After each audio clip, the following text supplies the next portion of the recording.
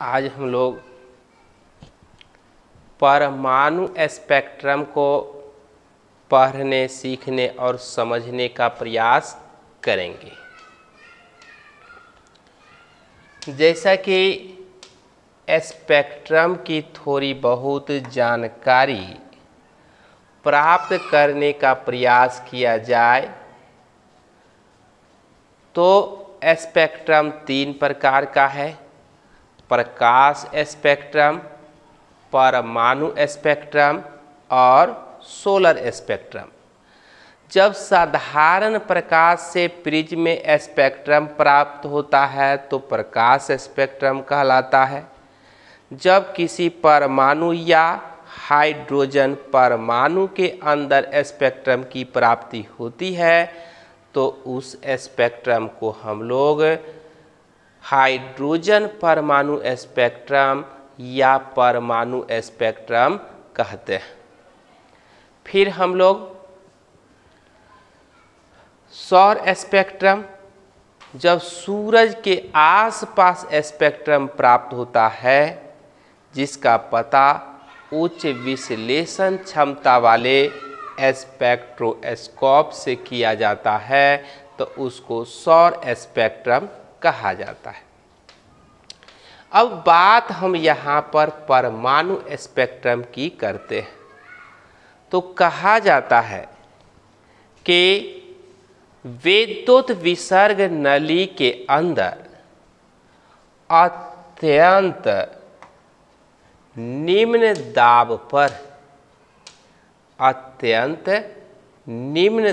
पर हाइड्रोजन के अणु को लेकर जब विद्युत विसर्जन कराया जाता है तो 10,000 वोल्ट के विभवांतर पर विद्युत विसर्जन के दौरान हाइड्रोजन परमाणु टूट करके परमाणु का निर्माण करता है और हाइड्रोजन का परमाणु विद्युत ऊर्जा को प्राप्त करके निम्न ऊर्जा स्तर की कक्षा से जंप लगा करके उच्च ऊर्जा स्तर की कक्षा में चला जाता है और वहाँ से ऊर्जा को त्यागते हुए जब अपनी मूल कक्षा में आता है तो हल्के काले रंग के रेखाओं में, हल्के नीले रंग के प्रकाश में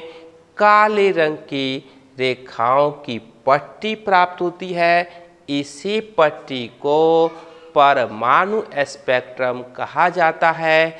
चूँकि यह परमाणु स्पेक्ट्रम हाइड्रोजन से प्राप्त हुआ था तो इसलिए इसको हाइड्रोजन परमाणु स्पेक्ट्रम कहा जाता है। हाइड्रोजन परमाणु स्पेक्ट्रम की विभिन्न श्रेणी की रेखा का अध्ययन लाइमन, बामर, पास्चन, ब्रैकेट, फुंड जैसे महान वैज्ञानिकों ने किया था। उन्हीं के नाम के सम्मान में उस रेखा का नाम रख दिया गया। जैसा कि परिभाषा में है, जब हाइड्रोजन के अणु को विद्युत विसर्ग नली के अंदर विद्युत विसर्जन कराया जाता है तो इलेक्ट्रॉन ऊर्जा को प्राप्त करके निम्न ऊर्जा स्तर की कक्षा से जंप करके उच्च ऊर्जा स्तर की कक्षा में चला जाता है और वहाँ से अपनी ऊर्जा को त्यागते हुए मूल कक्षा में आता है तो हल्के नीले रंग के प्रकाश में जो स्पेक्ट्रमी रेखा की पट्टी प्राप्त होती है उसी को हम लोग परमाणु स्पेक्ट्रम कहते हैं। चूँकि यह स्पेक्ट्रम हाइड्रोजन परमाणु से प्राप्त हुआ था उसको हाइड्रोजन परमाणु स्पेक्ट्रम कहा जाता है। जैसा कि आप देख और समझ रहे हैं कि यह हाइड्रोजन की कक्षा है। जैसे जैसे नाभिक से दूर जाते हैं, एक कक्षा से दूसरी कक्षा में जाने पर ऊर्जा का जो गैप है यह कम होता जाता है, ऊर्जा का अंतर कम होता जाता है, इसलिए यह कक्षा की जो दूरी है घटती जाती है। अब यहाँ पर सभी कक्षा की ऊर्जा की जानकारी दी गई है। पहली कक्षा की ऊर्जा -13.6 इलेक्ट्रॉन वोल्ट, दूसरी कक्षा की ऊर्जा -3.4 इलेक्ट्रॉन वोल्ट, तीसरी कक्षा की ऊर्जा -1.54 इलेक्ट्रॉन वोल्ट, चौथी कक्षा की ऊर्जा -0.85 इलेक्ट्रॉन वोल्ट, पाँचवीं कक्षा की ऊर्जा -0.54 इलेक्ट्रॉन वोल्ट, छठी कक्षा की ऊर्जा -0.38 इलेक्ट्रॉन वोल्ट, सातवीं कक्षा की ऊर्जा -0.25 इलेक्ट्रॉन वोल्ट होती है।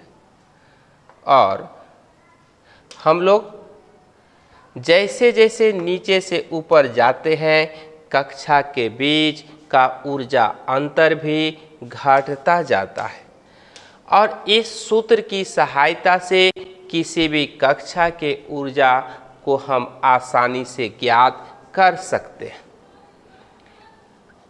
अब लाइमैन श्रेणी की रेखा का अध्ययन महान वैज्ञानिक लाइमैन ने किया था जब इलेक्ट्रॉन पहली कक्षा से निकल करके दूसरी, तीसरी, चौथी, पांचवी इत्यादि कक्षा में जाता है और वहाँ से ऊर्जा को त्यागते हुए पहली कक्षा में आता है, तो रेखाओं की जो पट्टी प्राप्त होती है उसको लाइमैन श्रेणी की रेखा कहा जाता है।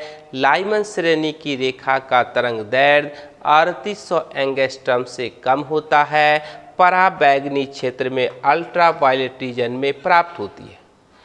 जब इलेक्ट्रॉन ऊर्जा को प्राप्त करके दूसरी कक्षा से तीसरी, चौथी, पांचवी, छठी इत्यादि कक्षाओं में जंप करके चला जाता है और वहां से ऊर्जा को त्यागते हुए अपनी मूल कक्षा में आता है, तो जिससे पट्टी प्राप्त होती है जिसका अध्ययन बामर ने किया था, बामर श्रेणी की रेखा कहलाता है।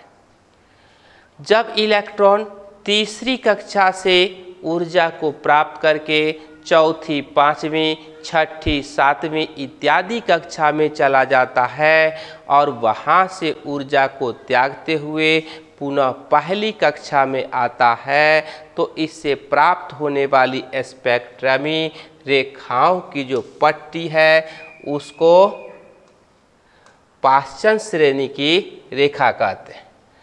और जब इलेक्ट्रॉन चौथी कक्षा से ऊपर जाता, ऊर्जा को त्यागते हुए आता, तब ब्रैकेट श्रेणी की रेखा, पांचवी कक्षा से जाता और वहां से ऊर्जा को त्यागते हुए आता है तो फुंड श्रेणी की रेखा, छठी कक्षा से जाता है और ऊर्जा को त्याग करते हुए आता है तो उसको डम्फेटी श्रेणी की रेखा कहा जाता है। अब इसी सभी रेखाओं का संक्षेप में यहाँ विवरण दे दिया गया है।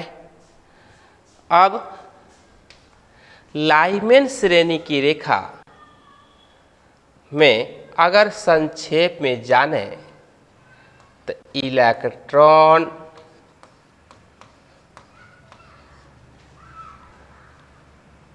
कहाँ से पहली कक्षा से कहाँ जाता है, दूसरी, तीसरी, चौथी, पांचवी इत्यादि कक्षा में जाता है, तब लाइमैन श्रेणी की रेखा प्राप्त होता है। इलेक्ट्रॉन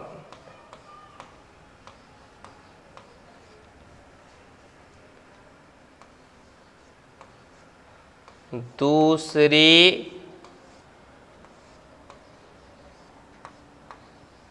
कक्षा से तीसरी, चौथी, पांचवी, छठी इत्यादि कक्षा में जाता है और वहाँ से आता है तो बामर श्रेणी की रेखा प्राप्त होती है। इलेक्ट्रॉन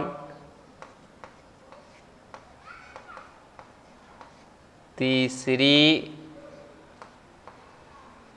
कक्षा से चौथी, पांचवी, छठी, सातवीं, आठवीं इत्यादि कक्षा में चला जाता है और वहाँ से ऊर्जा को त्यागते हुए आता है तो उसे पाश्चन श्रेणी की रेखा प्राप्त होती है। जैसा कि आप जान रहे हैं कि लाइमेन श्रेणी की रेखा कहाँ प्राप्त होती है? पराबैंगनी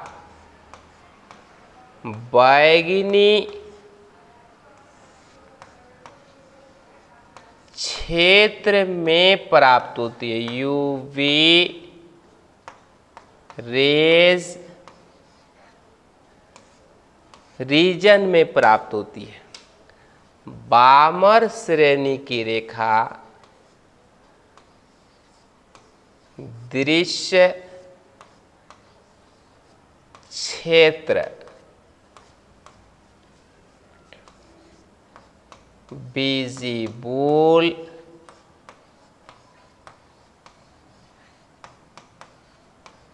रीजन में प्राप्त होती है और पाश्चन श्रेणी की रेखा अब रक्त क्षेत्र इंफ्रारेड रीजन में प्राप्त होती है। फिर आप यह भी जानते हैं कि इसका जो तरंग दैर्ध्य है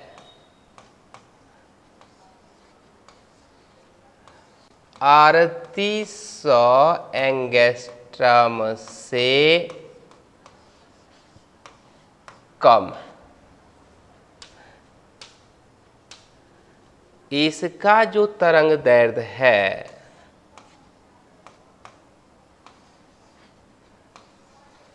3800 एंगस्ट्रम से